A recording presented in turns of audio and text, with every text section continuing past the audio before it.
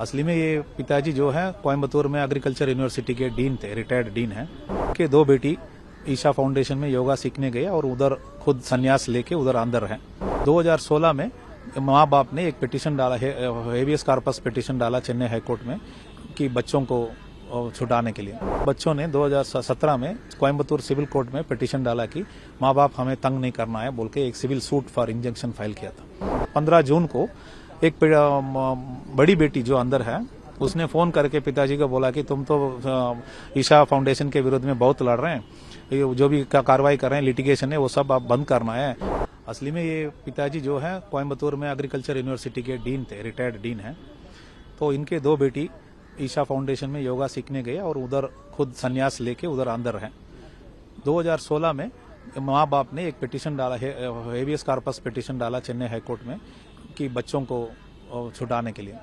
लेकिन उस समय उस केस को बंद किया गया कि वो दो स्वयं उधर अंदर हैं तो इसमें कोई ये नहीं बोल के बंद कर दिया। लेकिन उस समय इनको मौका दिया गया कि हर मास आश्रम के अंदर जाके बच्चों को देख सकते हैं। लेकिन उसके बाद क्या हुआ, बच्चों ने 2017 में कोयम्बतूर सिविल कोर्ट में पिटीशन डाला कि माँ बाप हमें तंग नहीं करना है बोल के एक civil suit for injunction file किया था।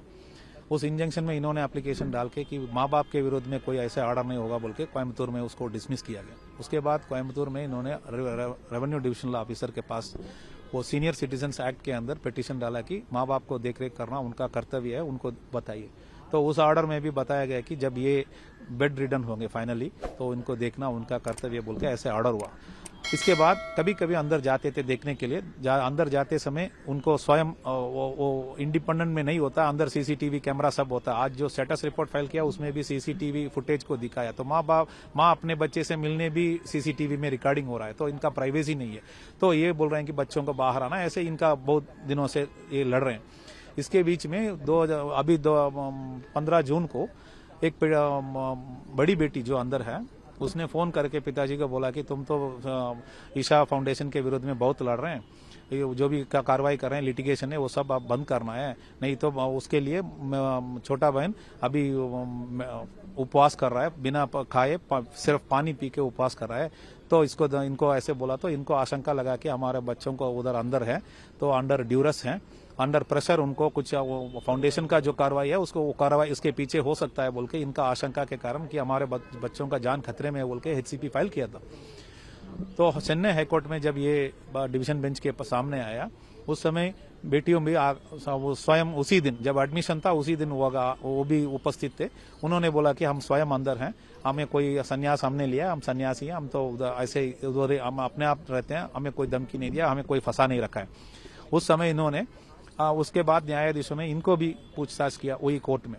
पूछते समय इन्होंने पिताजी ने बताया कि इनके जो भी हुआ उसे बताया। उसके बाद माँ के पास पूछते समय माँ ने रो के बोला मेरा बच्चे मुझे चाहिए। मेरे माँ जब बीमार था मरते समय भी इन्होंने नानी को देखने के लिए ये लोग नहीं आए